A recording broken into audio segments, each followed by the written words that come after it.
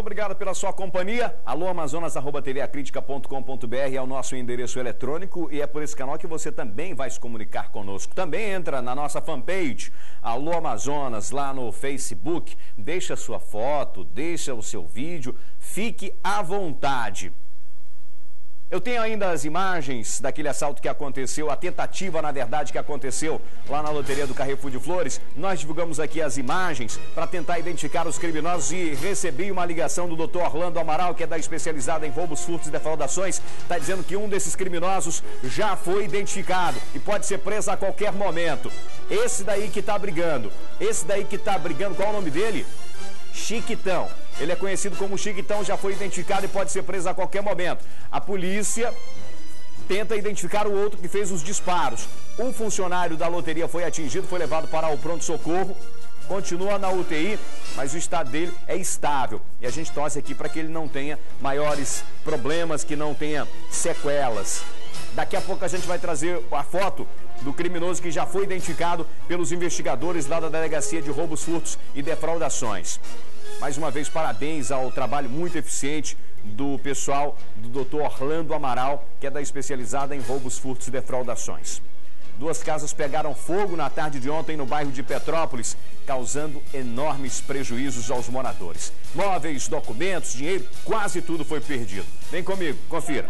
Testemunhas disseram que o fogo começou às 3h20 da tarde e em 10 minutos atingiu estas 2 casas. A causa seria um curto-circuito neste ar-condicionado. O corpo de bombeiros foi acionado e chegou rápido, 5 minutos depois. Mesmo assim, as chamas destruíram praticamente tudo. Aqui foi a área mais atingida. Logo ali na frente dá para ver o quarto, algumas roupas ainda queimadas. Aqui onde eu tô é onde ficava a sala e a cozinha. Aí a carcaça da geladeira, no chão muitas telhas, muitas cinzas ainda. E ali em cima do fogão dá para ver o detalhe que sobrou do almoço. Diego estava com a mãe na sala quando sentiu o cheiro da fumaça. E o que vocês conseguiram salvar ainda, Diego? Daqui pra cá a gente salvou a metade, quase todas as coisas, mas da casa pra trás, da casa velha pra cá não salvou nada, nada. Deu tempo de todo mundo sair. Ninguém se feriu, não. De acordo com o comandante da área leste do Corpo de Bombeiros, o fogo se alastrou rápido porque o teto era feito de material altamente inflamável. O que fez propagar mais rápido foi o fogo, que era de compensado. Então a gente chegou, fez a nossa primeira linha e fez o combate. E pedimos apoio de mais uma viatura nossa de 2.000 litros. Olha, tudo indica que esse incêndio teve início a partir de um curto-circuito. E aqui a gente repete exaustivamente, muito cuidado com a fiação elétrica, muito cuidado com as gambiarras. Contrate um especialista no assunto. Faça uma revisão geral na sua fiação. E olha que nós não estamos no período de maior calor na Amazônia. Nós estamos no período chuvoso, né? Então, muito cuidado, vamos ficar muito atentos a essa situação. Nossa equipe de reportagem, conversando com um dos proprietários da residência, ele disse que perdeu R$3.000 em dinheiro, né? E aí estão comentando assim, olha, esse daí é um risco de guardar dinheiro em casa. Mas aí o cidadão com dinheiro em espécie, ele tem um poder maior de barganha, né? Ele tem desconto e tal, e às vezes o cidadão se programa, né? Para você ir ao banco, por exemplo, fazer um saque desse, você tem que se programar. Você tem que enfrentar a fila e tal, e aí você está guardando aquela economia, no dia seguinte, de repente, você tem um compromisso, e, enfim, uma fatalidade, e aqui a gente lamenta e fica o alerta para a comunidade, né? Vamos ter muito cuidado com a fiação elétrica. E os fiscais do Implurb estão nas ruas para colocar ordem nos espaços públicos. Ontem à tarde, eles retiraram placas irregulares em vários pontos da capital. Vem comigo, confira. A Operação Cidade Limpa está retirando placas e banners das calçadas e postes de iluminação. Os fiscais estiveram na Compensa, Santo Agostinho e Ponta Negra. A partir do momento que a gente recolhe a publicidade da pessoa, a gente não devolve mais o engenho publicitário, porque esse tipo de publicidade, como eu falei para você, ele não é passivo de regularização, tanto como no porte como no logradouro. Alguns proprietários de estabelecimentos ficaram indignados com a retirada sem aviso, mas o fiscal explica que toda publicidade irregular deve ser removida e que as fiscalizações vão continuar. Feito um cronograma dos dias, entendeu? que são elaboradas pelo gerente de publicidade, entendeu? A partir que eles dizem a ação é feita, é chamada a empresa, né? E mais a Guarda Municipal para fazer o acompanhamento desse tipo de operação. Olha, ninguém pode alegar desconhecimento da lei, principalmente do Código de Postura do município. Quem coloca essa propaganda aí sabe que está agindo de forma irregular. Isso acontece aqui em Manaus com muita frequência. Agora você vai para outras capitais, aí o negócio é diferente. Então a gente tem que acabar com essa história de dizer, eu não sabia, não existe isso, tá bom? Não existe isso. Se a gente quer moralizar a coisa, tem que começar a moralizar. Tá certo, esse é o procedimento correto. Se você vai colocar uma propaganda, coloque tudo dentro do que estabelece a lei, né? Respeitando o espaço público, não fazendo poluição visual. Sabe por quê? Quando um cidadão coloca uma propaganda no porte, sem autorização, coloca num logradouro, ele acaba, o poder público acaba desmerecendo aquele que está legalizado, que está pagando seus impostos, que vai na Secretaria Municipal de Meio Ambiente e pede autorização, que vai lá no Implurb e pede autorização para fazer isso. Então, esse cidadão que paga o imposto precisa ser respeitado. As pessoas que precisam passar pela calçada, o cidadão também precisa ser respeitado. Calçada não é local de colocar placa, não é local de colocar pneus em exposição e outros produtos, entendeu? Então, a gente precisa moralizar, tem que ter um começo. Eu acho que tem que ser por aí. Pela manhã aconteceu um acidente lá na Avenida Pedro Teixeira. Mostra aí as imagens, olha o prejuízo. 4 carros ficaram bastante avariados. Eles seguiam ali na avenida no sentido Constantino Neri, quando a cegonha engatou nessa passarela. Aí diz que a passarela tem 5 metros de altura. O motorista informa que estava com uma carga dentro do limite de altura que é estabelecido pela legislação de trânsito. O que vai acontecer? Vão medir a altura da passarela para saber quem estava com a razão. São veículos novos. Será que tem seguro essa carga? Daqui a pouco eu vou trazer os detalhes, porque agora eu quero falar de um trabalho da Polícia Civil, que recuperou uma carga de DVD. As mais de 500 caixas com as mídias foram roubadas na última quarta-feira. Um homem foi preso. Confira. Essa carga de DVD, avaliada em R$150 mil, foi furtado de um galpão no bairro da Compensa, zona oeste de Manaus. Desde então, a Polícia Civil iniciou uma investigação, encontrou todo esse material, mais de 570 caixas, em um galpão no bairro Amazonino Mendes, na zona norte da capital amazonense. Uma pessoa foi presa pela polícia. Após ter sido noticiado aí o furto dessa carga lá da empresa importadora, né, nós colocamos os investigadores em campo, né, a equipe de investigação juntamente com o pessoal do plantão, e como se trata de uma carga muito específica e uma quantidade muito grande, ficou um pouco mais fácil para a gente diligenciar no sentido de encontrar, né? Então os investigadores foram a campo, conseguiram pegar algumas informações e localizamos a carga num pequeno estabelecimento lá no Mutirão, onde foi realizada a abordagem, e constatando de que se tratava da carga que havia sido furtada, nós efetuamos a prisão em flagrante do cidadão que se encontrava lá e que mantinha esse estabelecimento e mantinha sob sua guarda todo esse material que havia sido furtado. O que ele alegou? O que ele disse? Como é que esse material foi para lá? A versão dele é de que ainda na tarde de ontem, uma pessoa não identificada passou próximo lá à sua loja de suprimentos e solicitou que ele guardasse esse material lá, e em troca ele cobrou a quantia de R$500 a título de aluguel do seu estabelecimento para manter essa carga toda lá. E aí, mas o senhor acabou ouvindo a versão dele, ela não lhe convenceu, ele não tinha provas desse aluguel, por que o senhor acabou prendendo ele? A materialidade aí do crime de receptação já se encontra aí, né, visualizada. Então caracteriza-se aí a receptação qualificada, inclusive, porque ele mantinha lá em exposição para venda esse tipo de material, e inclusive há notícias de que uma parte do material seria encaminhado para Boa Vista, né, o que leva a crer aí possivelmente a atuação de uma quadrilha especializada nesse tipo de crime, né, com ramificações de outros estados. E essa linha de investigação aí vai ser tomada agora pela Polícia Civil para que possamos tentar identificar as pessoas que efetuaram o furto e tentar efetuar as prisões. O Edson Miranda, de 36 anos, foi a pessoa que a polícia encontrou dentro do galpão. Ele foi autuado em flagrante por receptação. E um alerta para aqueles que compram produtos que estão abaixo do preço de mercado e sem nota fiscal. Quando você faz isso, você está sendo conivente com o cara que roubou a carga e você também pode ser preso. Isso é receptação. Você também está participando do crime. Então, muito cuidado que você também pode ir em cana numa situação dessa. E uma obra de drenagem feita pelo Prosamin na Cachoeirinha está tirando o sono de muita gente. Segundo os moradores, a obra foi feita para fazer o escoamento do esgoto ali no entorno, mas acabou afetando ainda mais quem mora próximo, porque quando chove, a água invade as casas. Vamos conferir. Estamos hoje na rua Manicoré, no bairro da Cachoeirinha. Aqui próximo tem um hip-rap, onde o esgoto das casas aqui da área é despejado. E aqui nessa casa, a casa de 922, acontece a seguinte situação. Toda vez que chove, a água vem e inunda. Por quê?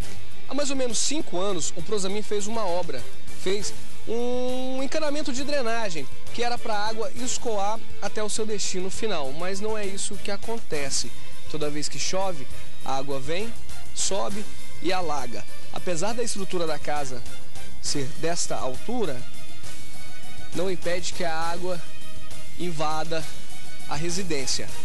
E essa situação vem trazendo uma dor de cabeça todos esses anos. No caso, 5 anos que os moradores já não têm sossego.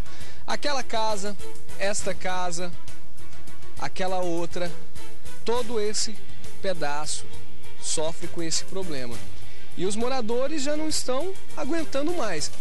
A senhora chegou a mandar um ofício e um processo. E o que eles dizem para a senhora? Depois de um mês, o engenheiro veio aqui e o que ele falou? Que ele ia passar para o engenheiro Belo, que todo dia ele tem contato com ele, porque onde ele trabalha, o Prosamin que ele trabalha, é do outro lado que é o 40. Aqui é o outro Prosamin, que na época foi o Belo que fez isso aqui. Ele entrou em contato com ele, que agora não tem resposta. É um jogando a bola para o outro. Como você se sente meio a esse esquecimento, essa bagunça? Qual que é o sentimento que você tem? Não, eu só quero que eles arrumem a caixa, porque quando chove fica tudo alagado. E eu também quero que eles tirem essa caixa daí. Não quero mais essa caixa aqui na frente da minha casa. Mas aonde eles poderiam colocar? Não, eles vão ter que fazer uma drenagem por debaixo da terra, dar o jeito deles, porque está no meu terreno, eu tenho um documento, então eu não assinei nenhum papel dando autoridade para eles fazerem a caixa. Não pediram minha opinião se podia fazer ou não. Eu também, antes de ser aterrado, o quintal ficou do mesmo jeito que está o quintal dela. E eu ia reclamar e falava que era água da chuva e tudo mais. Então também já está me prejudicando porque já está alagando aqui também.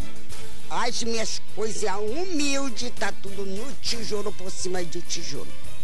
E até agora, vem hoje, vem amanhã, já tá com 1 mês e 15 dias que eu tô nesse sofrimento, 71 anos. Esse 1 mês e 5 dias que a senhora fala é o período da chuva. Não, tá chovendo. É de reclamação, é do processo. Vem olhar, some, só vem no outro ano. Vem olhar, é Arthur e Amazonino. Arthur e Amazonino tá no apartamento deles com toda a família, comendo a uva e a pera e a maçã. E é caso seríssimo. Quanto mais breve possível, se for até preciso hoje, eu agradeço de muito coração. 71 anos. Na verdade, isso daí é de responsabilidade do governo do estado, não é da prefeitura, porque o Prosamin é do estado. Nós já encaminhamos essa situação e aí o programa está encaminhando uma nota que diz o seguinte: o problema de transbordamento de esgoto da rua General Glicério, entre as ruas Manicoré e Tefé, está sendo ocasionado por ligações irregulares de esgoto feitas pelos próprios moradores, diretamente na tubulação que ainda não está liberada para uso. O coletor tronco que está sendo instalado pelo programa ainda não foi finalizado. Ainda em 2013, o coletor tronco será concluído até a rua Manicoré. O trecho que vai da Manicoré até a rua Tefé será executado em 2014. Até o término da obra, a recomendação do programa é que os moradores não interliguem suas redes domésticas à rede coletora que está sendo instalada na rua. Quando a nossa produção viu essa nota, detectou algumas incoerências ou algumas disparidades, aí, divergências em que fala o Prosamin e os moradores. Então a gente está fazendo o seguinte agora, está convidando os engenheiros do Prosamin para que possam ir lá com os moradores, a gente vai acompanhar, para que explique essa situação aqui mais detalhada. Fica difícil para a gente entender, para assimilar essa situação aqui. Então nós estamos convidando os engenheiros para que possam ir lá com a nossa equipe e conversar com os moradores e explicar essa situação aqui. Porque ainda está mal explicada, os moradores não entenderam. Ainda a gente também não entendeu como é que está essa situação aqui. Boa tarde, Paulo França. O senhor conseguiu entender ou não? O fato é que os moradores estão lá no prejuízo. Boa tarde, eu sou Lima, telespectador. A única coisa que eu consegui entender é que as casas dos moradores estão alagando por causa da obra do Prosamin. Telespectadora, boa tarde. Wilson, você foi até gentil, e eu acho que essa tem que ser a nossa característica aqui, por enquanto, né? De falar que tem algumas incoerências. Tomara que não sejam inverdades, né? Fala uma coisa e aí o morador fala outra. Eu creio que o morador que está sendo prejudicado, ele quer uma solução para o problema. No início da matéria já começamos mostrando algo que a gente, infelizmente, em toda Manaus, nós estamos fazendo com nossos igarapés. Drenagem de esgoto para o igarapé. Coisa fantástica, né? Maravilhosa. Destruir o Tarumanzinho, aqui o Parque 10 tinha um balneário maravilhoso aí no Mindu, enfim, mas é isso que nós fazemos aqui em Manaus, com a natureza e com o meio ambiente. Agora, o engenheiro Belo deixou a coisa feia, né? O engenheiro Belo, vamos lá e botar coisa bonita, Belo, sabe? Fazer a coisa como deve ser feita. Aquela moradora, os moradores estão sendo prejudicados. E é uma obra, Wilson, que tem verba, tem recurso para chegar e não é pouco dinheiro, Paulo. Não é pouco dinheiro. Milhões. Só para você ter ideia de como está a situação dos nossos igarapés, numa unidade de saúde hoje de madrugada, o pessoal se desesperou, porque começou a sentir um mau cheiro, disse, não, está vazando gás. Aí chama Corpo de Bombeiros, chama a empresa White Martins, que fornece gás para esta unidade hospitalar, e disse, não está vazando gás, não. Sabe o que é, Paulo França? O igarapé que está cheirando mal. O igarapé, pelo menos, sinaliza que a coisa está fedida, né? O negócio está feio. Está feio. Foi lá na maternidade Nazira Dalta, aí a movimentação dos homens do Corpo de Bombeiros naquela área. Inclusive, os pacientes saíram da ala de enfermagem, foram para outro setor, que estavam preocupados com essa situação. Mas a suspeita de que era o igarapé que estava fedendo, Paulo França. Aí você imagina, do lado de uma unidade de saúde, o igarapé nessa situação, o igarapé nessas condições. Wilson, na verdade é o seguinte, no primeiro governo do Arthur Gílio, ele cuidou muito da questão da natureza. Eram obras enterradas, né? Como dizia, é o prefeito Tatu. Eu espero que agora ele mantenha isso, principalmente em algumas áreas. Ele quer preservar ainda o Tarumanzinho, que são referência, cartão postal da nossa cidade. Então eu espero que quando fizerem obra, rapaz, será que a gente não tem inteligência, não tem capacidade? É 1 bilhão e 300 milhões de chineses. E eles têm capacidade para lidar com o meio ambiente, com a natureza. Por que nós não temos? Por que nós não respeitamos a natureza? Eu acho que tem que começar. Ainda é tempo.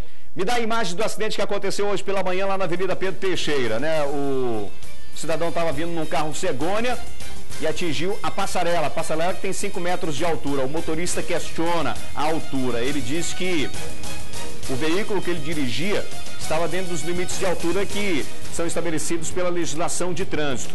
Mas foi um prejuízo grande, viu? 4 carros ficaram bastante avariados, devem estar no seguro, mas aí precisa fazer um trabalho de perícia, né? O pessoal lá do seguro vai lá medir a passarela para saber se ela tem 5 metros de altura de fato, vai medir a altura aí do caminhão Cegonha para saber se estava dentro dos limites.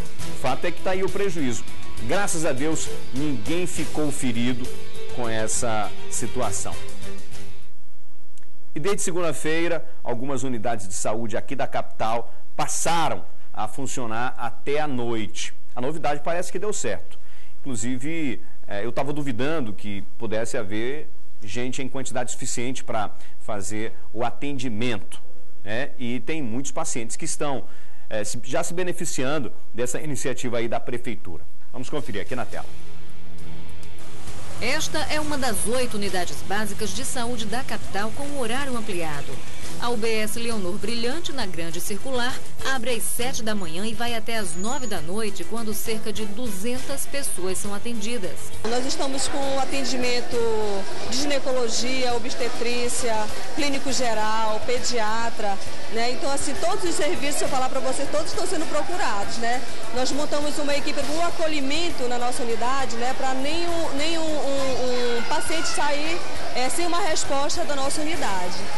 Nesta outra unidade, médicos, enfermeiros e odontólogos fazem hora extra e ficam até mais tarde para atender a demanda.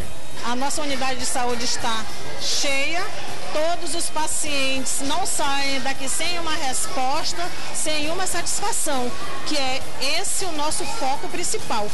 A resolutividade, celeridade, qualidade de serviço e o usuário satisfeito. Para muitos pacientes que trabalham de dia, o horário estendido é a única saída para cuidar da saúde da família. Tendo um médico à noite fica melhor pra gente, né? A noite é mais tranquila, a gente quem pertence, você sabe que a gente tem que procurar um local mais frio, né? Mais arejado pra gente ser atendido. A procura tem sido intensa em todas as 8 unidades básicas, mas principalmente nas zonas norte e leste. E onde a procura é grande, as filas são inevitáveis. Este aposentado reclama da falta de organização. Passaram foi 20 na minha frente e eu lá sendo besta. Esta mulher não foi atendida com os filhos, mas conseguiu vagas para o dia seguinte. Gostei dessa estratégia. É um horário que a senhora tem para cuidar dos filhos e da senhora também. E de mim também, porque às vezes nem de mim eu cuidava, porque não dava tempo, né? Agora eu estou satisfeita. Inclusive, isso já acontece em outros países e também é uma ideia da iniciativa privada, né, dos planos de saúde também começarem a fazer isso, atender à noite, atender durante a madrugada, o horário em que muita gente tem disponível para poder consultar um médico. E com a demanda acima da expectativa por atendimento em horário noturno nas 8 unidades de saúde, a Secretaria Municipal já definiu uma nova ampliação dos serviços. Até o final de fevereiro, mais 2 unidades de saúde passarão a funcionar no horário noturno. Uma delas será na unidade de saúde ambulatorial Balbina Mestrinho, na Zona Norte, que deve ser reinaugurada ainda no mês de janeiro. A segunda é a unidade básica de saúde Amazonas Palhano, que fica na Zona Leste.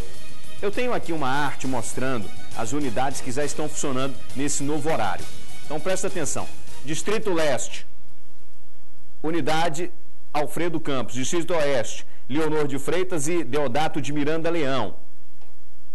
Vai colocando aí mais outras unidades que estão funcionando nesse horário noturno, o que tem facilitado muito a vida daquelas pessoas que trabalham durante o dia. Lá no Distrito Sul, funciona na Unidade Básica de Saúde Dr. José Raiol dos Santos, Unidade Básica de Saúde Morro da Liberdade. No Distrito Norte, Sávio Belota, o BS Alges Gadelha e o BS Maria Leonor Brilhante. São esses pontos de atendimento, são essas unidades que estão recebendo atendimento durante esse horário da noite. Olha só, eu peço sua atenção, inclusive eu queria também o comentário do Paulo França nessa situação, que uma mulher está lutando há mais de 2 anos para salvar o pé do filho de 5 anos. Mas a coisa não está sendo fácil não, viu? A criança tem uma ferida no pé e essa ferida só vai aumentando. Ela já foi em várias unidades de saúde, ninguém fez nada. O máximo que fazem é fazer um curativo, né, e mandam ela de volta para casa. E até agora não deram nenhuma explicação, não apresentaram nenhum diagnóstico, não fizeram nenhum exame sobre esse problema no pé da criança. A nossa equipe de reportagem foi conversar com ela. Confira. Há pelo menos 2 anos o pé dessa criança de 5 anos vem com um problema que, segundo a mãe, tem se agravado. Ela já conseguiu diagnosticar, através dos médicos, que ele tem uma úlcera no pé. E a preocupação é porque ela vai nas unidades hospitalares, pede ajuda e o máximo que ela consegue é a informação de que ela tem que ficar fazendo curativo. Dona Suelen, de curativo em curativo a senhora tem visto esse buraco aumentar? Tá aumentando, bastante. Tá ficando o quê? Mais fundo? Fundo. Tá fundo demais, parece tipo o ossinho dele já. Agora a senhora tem ido nos postos de saúde, hospital, e o que dizem pra senhora? Só o que eles falam que para me procurar, já me dão um caminhamento lá para aquele Araújo Lima, vou lá, não consigo marcar. A senhora esteve lá quando? Tive ontem lá. E o que disseram? Só que me segue a fazer curativo todo dia e marcar lá pro Pão da Codajás. Já fui lá também, não resolveram nada. E a senhora tem medo disso acontecer? Medo de perder o pezinho dele, porque ela tá quase isso. Ela tá com mau cheiro. A senhora já tentou marcar a cirurgia para ele? Já tentei. E eu tô esperando fiz um exame nele, tô esperando essa cirurgia e nada de Ela tem mais de 3 anos, ela estou com esperança de cirurgia e nada de resolverem. A senhora já passou em que hospitais e que SPAs? Eu fui naquele SPA lá Santo Tavino. Cheguei lá, o médico olhou para minha cara e disse que lá eles não podiam fazer nada. A senhora já foi no Joãozinho? Já fui no Joãozinho também. Mesma coisa falaram também. Que lá eles não podiam fazer nada sobre esse problema.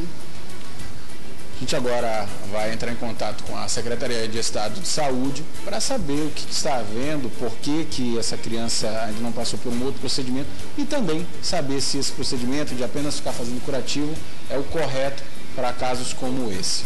Wilson. Paulo França, não sei nem o que falar numa situação dessa, porque se fosse um filho meu... Wilson, mas eu falo, e vou falar diretamente ao secretário de Saúde, doutor Wilson Alecrim, ao doutor Evandro Melo e até o governador. Nós não queremos ser testemunha desse tipo de omissão, desse tipo de barbaridade que está se cometendo contra uma criança.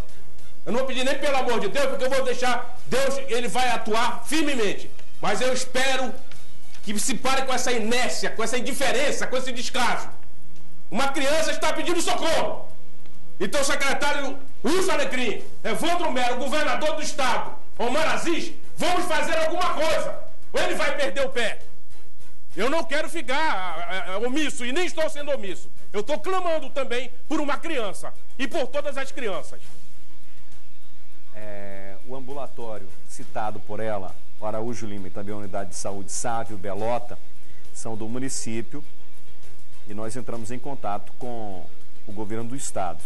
E aí o governo do estado diz que, independente disso, o caso da criança já foi encaminhado para a Suzan, que já está em contato com esta mãe para verificar a situação e as medidas que podem ser adotadas para assegurar o atendimento da criança com a maior brevidade, conforme o estado de saúde dela indicar. E a gente vai continuar acompanhando essa situação, porque é inadmissível, né? Uma mãe ficar durante 2 anos mendigando atendimento médico para o seu filho, ou pelo menos a explicação de um especialista para dizer, olha, o que está acontecendo com o meu filho? Não é normal ele ter uma ferida no pé durante 2 anos.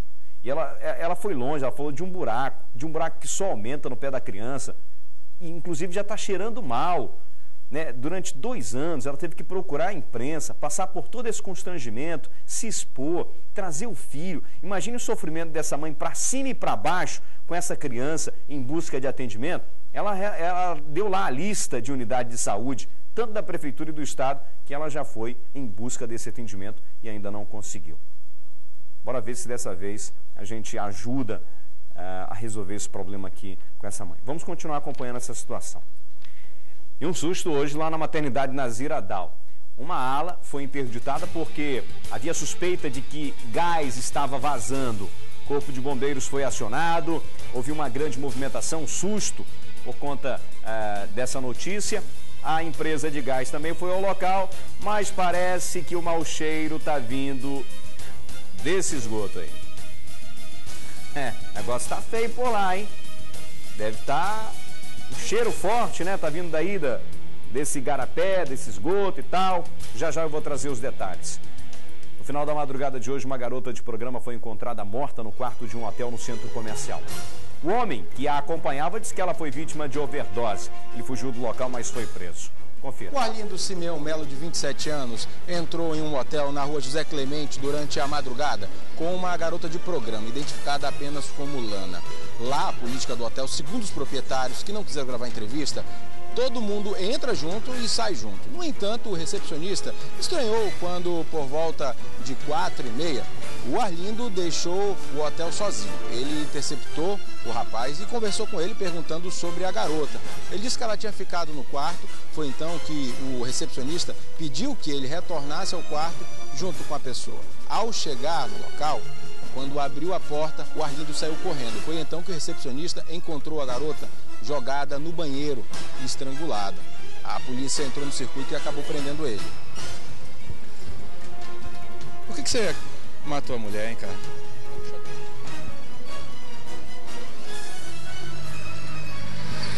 Você tem ciência aí do que você fez, do crime que você cometeu?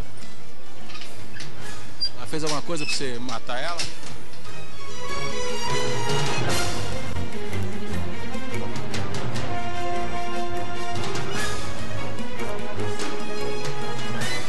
Isaac, o suspeito, o Arlindo, quando vocês detiveram ele contou uma outra história, né? Sim, ele contou uma outra história. Segundo ele, a vítima estava fumando seus baseados no banheiro e caiu.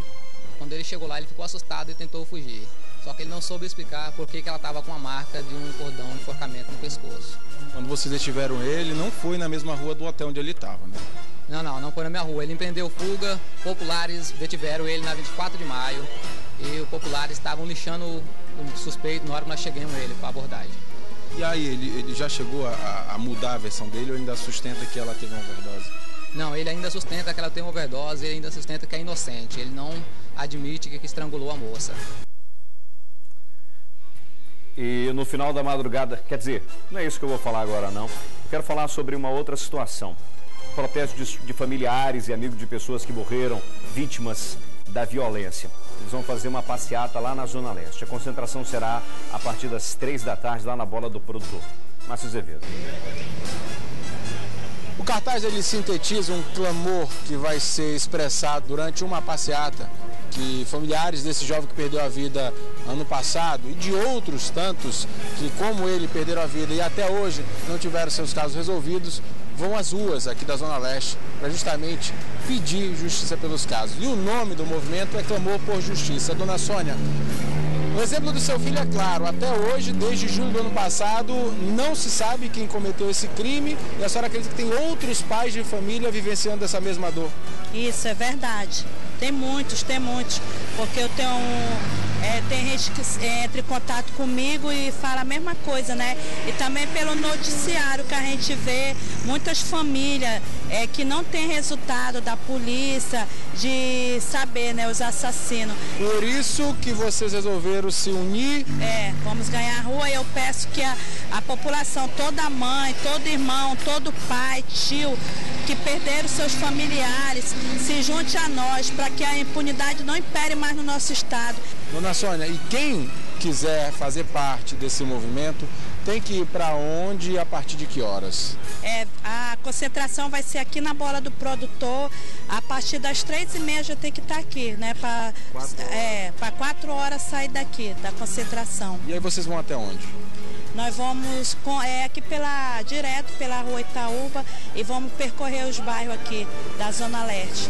Com isso vocês pretendem fazer o poder público tentar enxergar vocês? Isso, eu até clamo, né, pelas autoridades, vereadores, senadores, deputados que regem as leis do nosso país para mudar essa lei. Chega da gente perder nossos filhos. Meu filho era tão jovem, 26 anos, deixou 2 filhos chorando. Todo dia eu choro por ele, entendeu? Porque ele era jovem, ele tinha sonho. Era um rapaz otimista, alegre, nunca fez mal a ninguém, nunca matou, roubou, não era viciado em droga, não era traficante. Por que mataram ele? Quem e por que são algumas das perguntas que, assim como ela, outros pais e parentes vão fazer nesse movimento, que mais uma vez a gente lembra, começa às 16 horas e sai aqui da Bola do Produtor, na Zona Leste de Manaus. Venha, faça parte do movimento. Paulo França, eu fico muito esperançoso quando eu vejo iniciativas como essa daí. Esse daí é o caminho, esse é o caminho. Claro. E, acima de tudo, pessoas que começam... É uma senhora, você vê que é uma senhora politizada, né? Uma senhora simples, mas que sabe do direito dela, né? Sabe o caminho, sabe o que tem que ser feito, que tem que mudar a lei, que tem que mudar a legislação para não deixar esses criminosos aí impunes. Wilson, eu não vou me surpreender se de repente amanhã dezenas, milhares de pessoas fizerem parte desse movimento. E seria muito importante que houvesse essa participação, porque a politização ela começa exatamente no instante em que o cidadão vai em busca do seu objetivo. Qual é o objetivo? Justiça. Aí ela envolve senadores, deputados federais, deputados estaduais, vereadores. Seria bom que os vereadores estivessem presentes, sabe? Endossando, ratificando esse clamor. Porque, com certeza, muita gente ainda, principalmente a bandidagem, conta com a impunidade. E aí vê a impunidade reinando, entendeu? Aí eles querem fazer acontecer. Eu acho que é um momento importante em termos de consciência política da nossa cidade. Parabéns. Inclusive, eu estou recebendo aqui a informação, Paulo França, de que os moradores do bairro da Paz estão programando uma iniciativa parecida como essa daí também, para pedir justiça por conta dos assassinatos que aconteceram lá e até agora não houve solução. Os moradores devem estar realizando até o final desse mês uma passeata parecida com essa daí, uma manifestação também pedindo justiça, também pedindo paz. E por falar, o senhor já está indo, né? Eu já, isso, mas é interessante que as famílias todas têm que se ombrear nessa busca, e aí clamar também para que a delegacia de homicídio seja dotada de toda uma infraestrutura. Eu gostaria de acabar a minha participação hoje, né, falando o seguinte, Wilson, é que assim como o sol não pode esconder a sua beleza, a Nerissa Neves não pode ocultar essa luz, essa beleza, essa pujança dela. Parabéns, Nerissa, você está muito bonito. Olha aí, seu Paulo França. Cuidado para não se complicar lá. Caçuleta. Por falar em segurança, pedido de justiça e busca pela paz, o governo do estado está criando lá no município de Parintins o programa Ronda no Bairro. Confira. Uma comissão responsável pela implantação do projeto está em Parintins fazendo o levantamento da estrutura existente e das demandas do município para receber o Ronda nos bairros. Nossa missão aqui é essa, é levantar a estrutura existente, né, para o projeto, para a gente implementar toda essa estrutura aqui, né, policiamento, viatura, toda a tecnologia que vai ter embarcada, que contempla o programa Ronda no Bairro. A área urbana já foi dividida em 11 setores. A equipe vai visitar a área rural para que o programa também atenda as comunidades do interior. Estaremos visitando hoje e amanhã essas comunidades para poder fazer essa prospecção, todo esse cenário de atuação das polícias para ir do aparato do Estado de uma forma geral, para saber como é que essas comunidades serão melhor atendidas, especialmente com a presença do Estado. O projeto deve ser implantado antes do festival e pode trazer para casa muitos policiais parintinenses que trabalham na capital. Um dos nossos pedidos também em relação a isso é para que esse efetivo seja dado prioridade aos parintinenses que estão formados na Polícia Militar e que eles possam voltar para Parintins e realmente servir o nosso Estado dentro do município, dentro da sua terra natal. O programa prevê o aumento do número de policiais e a aquisição de viaturas equipadas com câmeras, celulares e computadores com sistema de identificação, além de maior proximidade com a comunidade.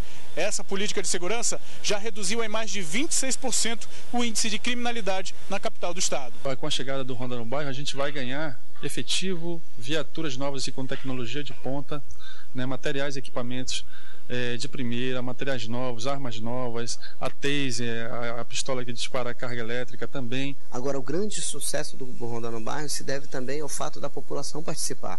As viaturas todas elas têm um número de telefone estampado na própria viatura, a população liga, participa, estabelece a confiança e as visitas comunitárias que são feitas pelo policiamento. E a TV A Crítica está aqui, o Alô Amazonas, para apoiar essa iniciativa do governo do estado. O programa Ronda do Bairro que tem trazido um retorno muito significativo aqui para a capital. Ainda há pouco eu falei sobre as unidades de saúde que estão funcionando até às 21 horas. Mostrei aqui uma arte em que mostravam as unidades que já estavam funcionando, 8 unidades.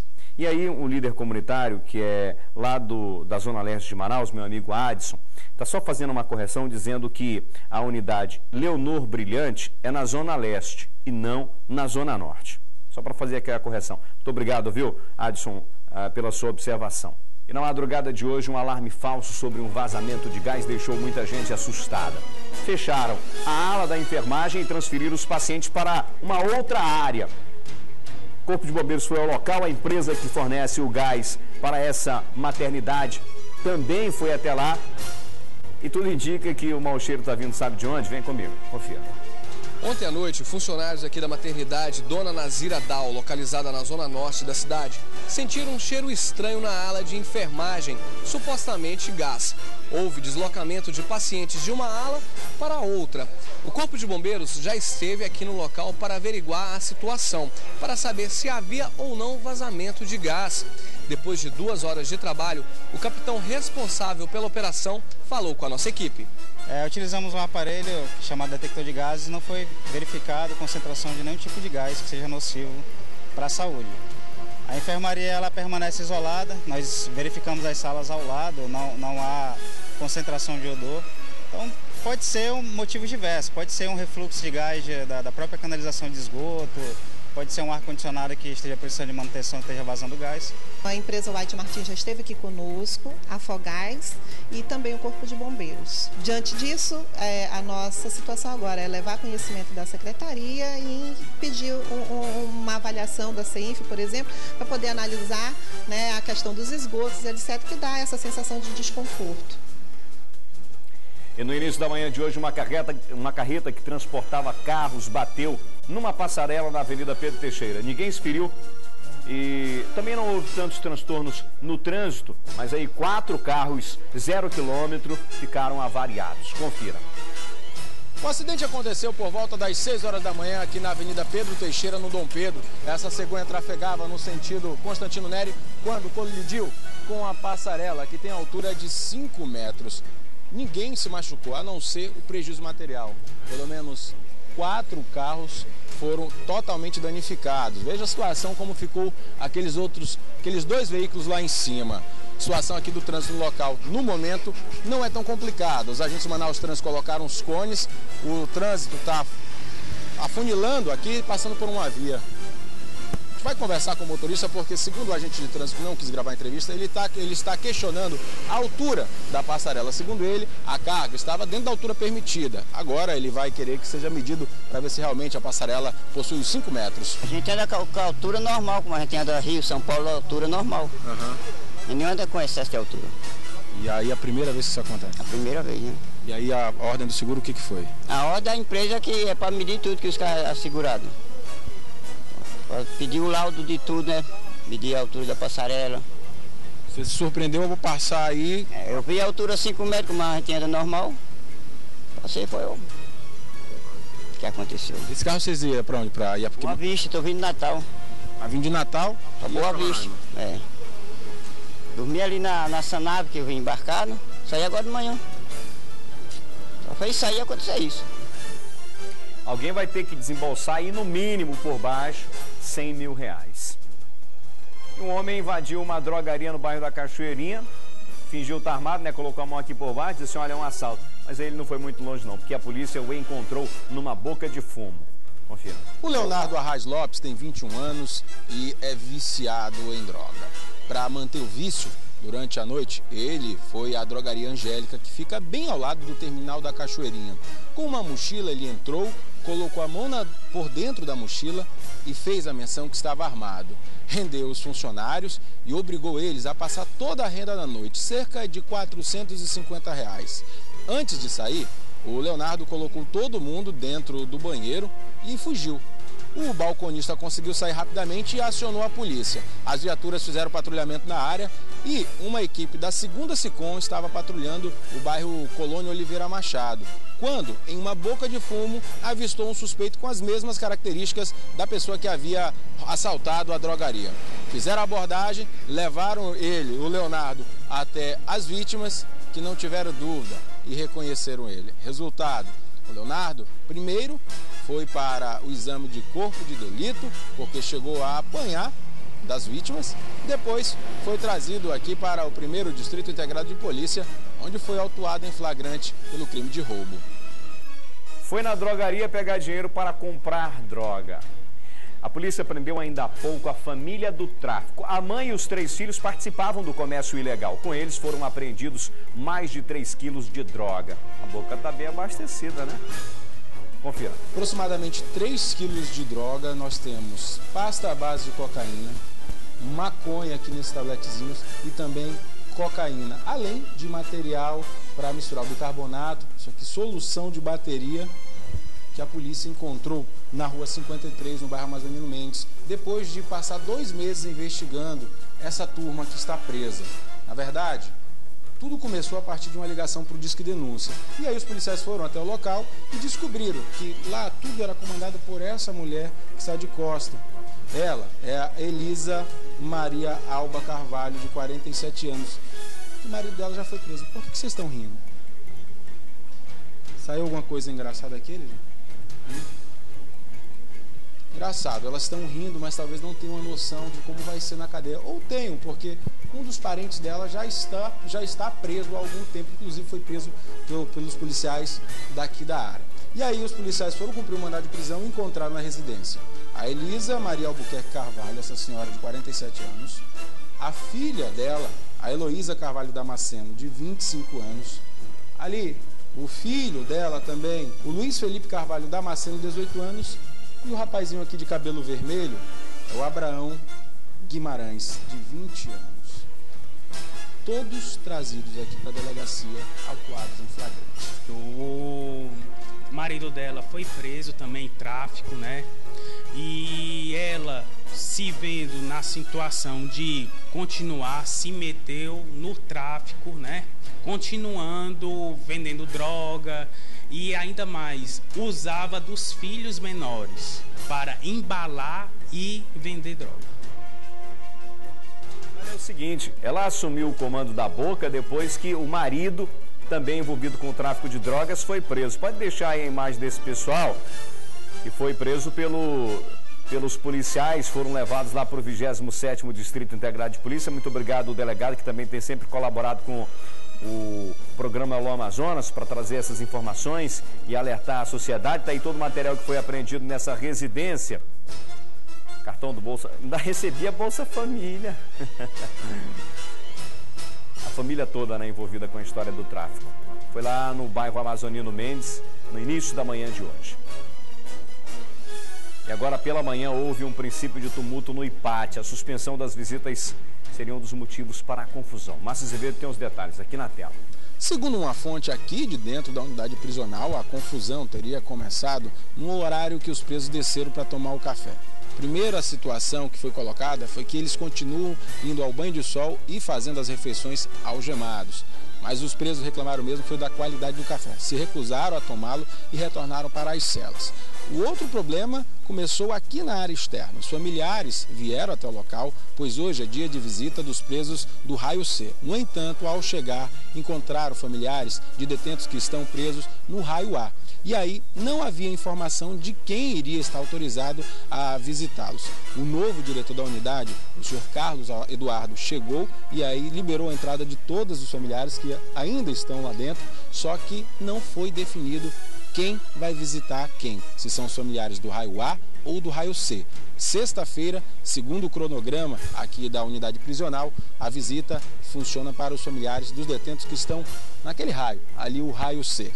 Por conta dessa situação, o novo diretor da unidade prisional chamou o xerife da cadeia. Ele é conhecido como Louro. Ele foi escoltado por 2 agentes de disciplina da CONAP e há mais ou menos 45 minutos se encontra ali naquela sala onde está a nova direção da unidade prisional. Por segurança, a direção acionou viaturas das rondas ostensivas Cândido Mariano, que foram deslocadas até o local. Aqui eles permaneceram e por volta de 7h40 da manhã, 3 viaturas deixaram a unidade prisional e uma permaneceu no local para dar segurança aos familiares. Ainda não foi descartada a possibilidade de uma nova confusão até o final dessa sexta-feira. O diretor está tentando negociar com o xerife da unidade prisional que tudo se mantenha na paz. Por falar em paz, os presos continuam pedindo isso, como mostra o cartaz afixado no Raio B. Eu liguei ainda há pouco para o secretário de Justiça, Dr. Márcio Meireles, e ele informou o seguinte, que hoje pela manhã os presos se recusaram a tomar o café porque, por medida de segurança, quando eles saem das celas para o espaço onde eles tomam sol, eles estão indo agora algemados, porque esse trecho que eles fazem até chegar este local apresenta vulnerabilidades. Há o risco, por exemplo, de um preso fugir. Então eles estão indo algemados de lá até o banho de sol. E ele diz o seguinte, olha, esse é um procedimento de segurança e não vai mudar. Por isso os presos se recusaram a tomar café. Haveria a visita do pessoal do Raio C. Essa visita aconteceu, de acordo com o secretário, houve uma informação contrariando isso, que seria o pessoal do Raio A, e aquela história toda, houve um mal-entendido lá, mas isso daí foi resolvido. A visita aconteceu normalmente. Nós questionamos o fato do novo diretor negociar com o xerife, que é a informação de que é o cara que manda lá no IPAT. Ele disse o seguinte, Wilson, ninguém manda no IPAT, nenhum preso, não existe isso. O governo do estado não negocia com preso, não negocia com detento. Ele está lá, está cumprindo a pena dele como qualquer outro preso. O que há é uma desavença entre eles, uma disputa por território lá dentro, mas ninguém manda no IPAT. Xerife, não existe isso, pelo menos foi o que o secretário de Justiça falou. Nós não negociamos com bandido. A Delegacia de Roubos, Furtos e Defraudações conseguiu identificar um dos homens que aparece no vídeo de uma tentativa de assalto a uma loteria do Carrefour de Flores. Isso daí aconteceu na última segunda-feira. É esse daí. Elison da Silva Figueiredo, de 25 anos. Ele aparece lutando com o funcionário da loteria, esse daí. Ele já tem passagem por roubo e foi identificado pelo próprio irmão que foi lá na Delegacia de Roubos, Furtos e Defraudações, fez o reconhecimento das imagens. E o doutor Orlando Amaral continua pedindo ajuda da população para identificar o segundo suspeito e está disponibilizando aqui os telefones 3238-6551 e 3238-6516. Se você tiver informações sobre o outro suspeito não, é bandido, estava lá, fez os disparos contra o funcionário lá da loteria, o funcionário foi em estado grave lá para o pronto-socorro. Ainda bem que um já foi identificado, pode ser preso a qualquer momento. O outro precisa ser identificado e aí nós estamos precisando da sua ajuda, da sua colaboração. E eu quero dizer o seguinte, doutor Orlando Amaral, esse daí de branco precisa ser identificado. Doutor Orlando Amaral, a gente está aqui para ajudar no trabalho da polícia, está aqui para ajudar no seu trabalho, o trabalho dos investigadores, ajudar no trabalho da Secretaria de Segurança Pública, e a gente encontra no senhor aí um exemplo de funcionário público, um exemplo de homem que está dedicando a sua vida, porque esse não é um trabalho fácil, a garantir a tranquilidade, a garantir o sono de quem mora aqui na cidade de Manaus, colocando esses bandidos atrás das grades. E aqui a gente está fazendo esse reconhecimento e aqui a gente está abrindo o espaço do Alô Amazonas para que, sempre que tiver essas situações, não pense duas vezes. Pode nos solicitar, pode nos acionar, que nós estamos aqui para fazer também a nossa parte. Infelizmente, há algumas pessoas que não conseguem entender essa situação. Há alguns delegados que ainda, não pode mostrar o preso e tal, porque não sei o que e tal, fica protegendo lá o bandido. Né? Infelizmente ainda existe esse tipo de pessoa, mas isso daí a gente ignora. A gente continua fazendo o nosso trabalho aqui e tem dado um resultado muito interessante para a sociedade, né? A sociedade que a cada dia começa a confiar e renovar suas esperanças nas autoridades. E é isso que a gente quer aqui, a gente quer ajudar o trabalho da polícia. Vamos aí tentar identificar mais esse criminoso que tentou assaltar a loteria do Carrefour no início da semana, na segunda-feira, e baleou um funcionário que está internado lá, continua na UTI do pronto-socorro.